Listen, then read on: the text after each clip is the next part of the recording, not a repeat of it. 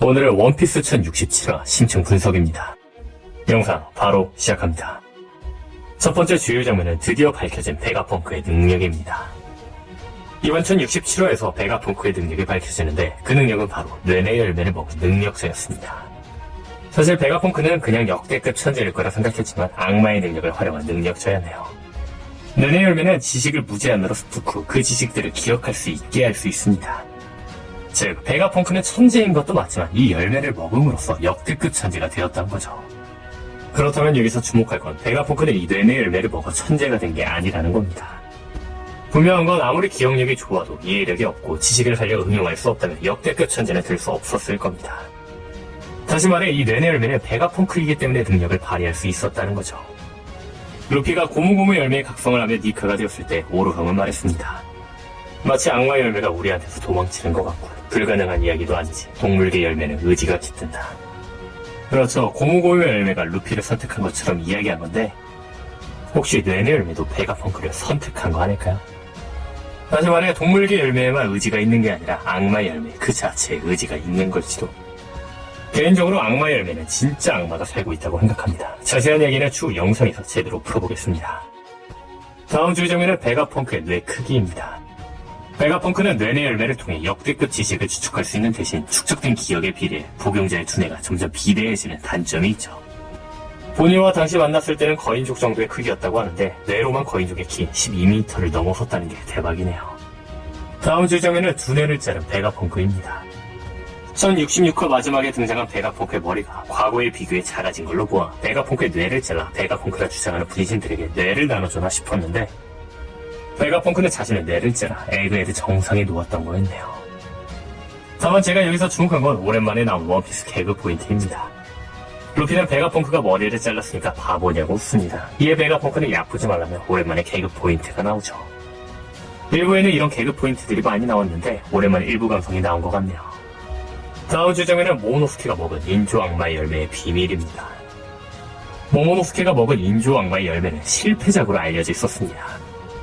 다만 인조 악마의 열매를 먹은 모모노스케는 카이도처럼 용으로도 변하고 심지어 보로브레스를 사용할 수 있을 정도로 인조 악마의 열매는 카이도가 먹은 용용 열매 못지 않았었습니다. 그리고 이번 1067화에서 왜 인조 악마의 열매가 실패작인지 나왔는데 그 이유는 카이도처럼 파란색이 아닌 핑크색이었기 때문이군요. 하지만 여기서 생각해볼 건 베가펑크는 색깔을 제외하고는 진짜 악마의 열매를 만들었다는 겁니다. 즉 악마의 열매 역시 900년 전 고대 왕국의 엄청난 과학으로 만들어낸 물건일 수도 있다는 겁니다. 다음 주제는 고대 왕국의 로봇입니다. 900년 전 만들어진 이 철 로봇은 200년 정도 전에 성지 마리주아를 덮쳤다고 했습니다. 다만 이 로봇이 어디에서 나왔는지 누가 보냈는지 어떤 목적으로 마리주아를 습격했는지는 불명이라고 알려져 있죠. 하지만 알려진 게 하나 있는데 그것 습격한 시기가 200년 전이면 이 200년 전은 어인차별의 움직임이 있던 해라는 겁니다. 과거 어인선 편에서 하치가 말하길 200년 전까지는 어인과 인어는 인종이 아닌 어류로 분류되었다고 합니다. 다만 200년 전 이 어인차별이 폐지되고 어인과 인어는 어인으로 분류되며 용궁왕국은 세계정부의 가맹국이 된 해입니다. 일단 조이보이가 어인족과 관련된 포세이돈과 친분이 있는 것처럼 나온 걸로 보아 고대왕국과 관련된 조이보이와 어인족은 모두 같은 편이라 해도 과언이 아닐 겁니다. 근데 왜 어인이 어류로 분류되다가 인종으로 분류되며 세계정부로 가입한 해에 거대 로봇은 마리주아를 습격한 걸까요? 혹시 고대왕국의 로봇이 마리주아를 습격한 이후 세계정부가 어인차별을 폐지한 거 아닐까요? 즉 고대 로봇이 의지를 잊기 위해 다시 부활할까봐 무서워 어인차별을 폐지했다는 거죠. 이 부분을 좀 더 이야기가 풀어져야 할 것 같네요. 다음 주제는 베가펑크가 제어 못한 고대왕국의 로봇입니다. 현재 달에서 내려온 루나리아족이 고대왕국을 세운 걸로 추정되는 걸로 보아 이 동력은 달의 도시의 동력인 전기일 가능성 혹은 고대왕국과 같은 동력인 불로 돌아가는 에그헤드지만 꺼지지 않는 불을 만들고 싶어하는 베가펑크의 대사로 보아 불일 가능성 두 가지입니다. 과연 베가펑크가 재현하고 싶어하는 동력의 정체는 무엇일까요? 이 동력에 관한 이야기는 1067화 떡밥 분석을 통해 했으니 참고해주세요. 다음 주제는 베가펑크가 보니에게 넘겨줘야 할 물건입니다. 과연 베가펑크가 보니에게 줘야 할 건 무엇일까요? 역시나 쿠마와 관련된 물건일 확률이 크겠죠. 개인적으로는 이 물건이 쿠마의 인격일 수 있다고 생각합니다. 분명한 건 베가펑크는 자신의 인격을 복제하고 이동할 수 있는 기술을 보여줬습니다. 아마 이 기술은 로우의 수술수술 열매 인격 수술을 재현한 걸지도 모릅니다. 제가 이야기하고 싶은 건 베가펑크는 쿠마를 인격이 없는 사이보그로 개조하기 전 쿠마의 인격을 옮겨놨을지도 모른다는 거죠. 혹시 쿠마의 인격은 쿠마 세라핌에 보관되어 있을지도. 다음 주 장면은 드디어 에그헤드에 도착한 CP0입니다. CP0는 루루시오와 연관이 있는 베가펑크를 세계정부의 지시에 따라 죽여야 한다고 했습니다. 분명한 건 베가펑크가 드래곤에게 자신이 곧 죽는다고 이야기한 걸로 보아 이미 세계정부가 자신을 죽이러 올 걸 알고 있었던 걸로 보이죠. 당시에는 죽음을 받아들일 것처럼 이야기했지만 뜬금없이 루피에게 에그헤드에서 꺼내달라고 한 걸로 보아 베가펑크는 세계정부에게 표적이 되어 죽을 게 확실하다고 생각하지만 그 전에 본인에게 무언가를 전해주고 싶어 하던 걸로 보이네요. 그렇다면 세계정부는 왜 베가펑크를 죽이려고 하는 걸까요? 정확히 루루시오와 베가펑크가 어떤 연관이 있는지 나오진 않았지만 개인적으로는 베가펑크의 개발품 중 뜬금없이 홀로그램이라는 기술이 나온 만큼 루루시오 왕국을 베가펑크가 홀로그램으로 만들었던 게 아닐까 싶습니다. 즉 이모가 파괴한 거 홀로그램으로 만든 루루시오 왕국이 아닐까라는 거죠. 자세한 이야기는 이 영상을 참고해주세요. 다음 주 장면은 에그헤드를 습격하는 루치입니다. 1067화 풀버전 리뷰 및 분석에서도 말했지만 루치가 과거 일부 루치 정도의 강함으로는 등장하지 않을 겁니다. 실례로 2부에서 루치는 돈사이와 레오가 시라오시를 구하려고 하자 한방에 이들을 제압하는 모습을 보여주기도 했으며 이번 1067화에서 해왕류 크기의 거대 로봇들을 단숨에 제압하는 모습을 보여주기도 했죠. 다만 루치가 그렇다고 해서 사망의 적단으로 성장한 밀즈모자의 적단을 제압하지 못할 겁니다.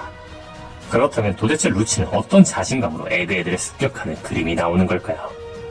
물론 루치가 밀즈모자의 적단이 에그헤드에 있는 걸 모르고 왔어도 루치는 밀즈모자의 적단을 보고 도망치지는 않을 거로 보이는데 말이죠.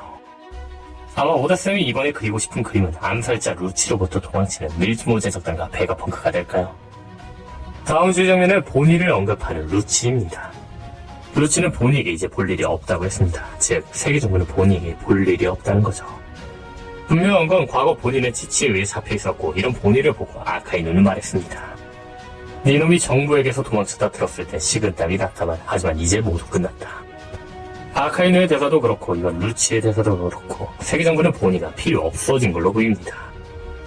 아카이누가 보니를 만났을 당시에는 보니의 나이를 조종할 수 있는 능력 때문에 세계정부가 보니를 데리고 있던 게 아닐까 싶었는데 현재 쿠마의 종족이 특별한 종족으로 알려졌으며 보니가 쿠마의 딸이라는 게 알려진 지금 세계정부는 보니를 인질로 삼아 특별한 종족이던 쿠마를 세계정부의 실험체로 데려온 걸지도 모르겠네요.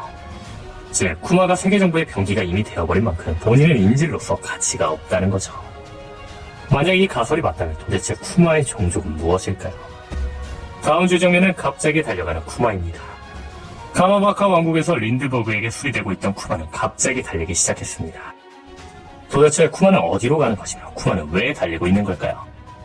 현재 세계정부가 파시피스타보다 더 강력한 세라핌을 얻은 지금 세계정부의 병기로 바뀌어버린 쿠마를 조종했다고 하기에는 애매합니다. 그렇다면 쿠마가 달린 이유는 역시 보니 때문일 확률이 높지 않나 싶습니다. 과거 베가펑크가 쿠마를 병기로 만들면서 써니오를 지키라는 임무를 넣은 것처럼 쿠마에게는 보니를 지키라는 임무를 프로그래밍한 걸지도 모릅니다. 다시 말해 에그헤드에서 보니가 기절하자 인격이 없는 쿠마는 프로그래밍에 따라 보니를 구하러 에그헤드로 오고 있는 게 아닐까라는 거죠. 그렇다면 여기서 주목할 건 쿠마를 보고 있던 드래곤 등 혁명군들이 쿠마를 따라갈 확률이 매우 높다는 겁니다. 다시 말해 에그헤드에 쿠마가 간다면 에그헤드에 혁명군도 올 확률이 굉장히 높다는 거죠. 드디어 드래곤과 루피가 만나게 되는 걸까요?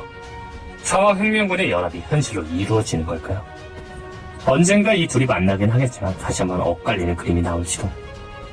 일단 오늘 영상은 여기까지입니다. 시청해주셔서 감사합니다.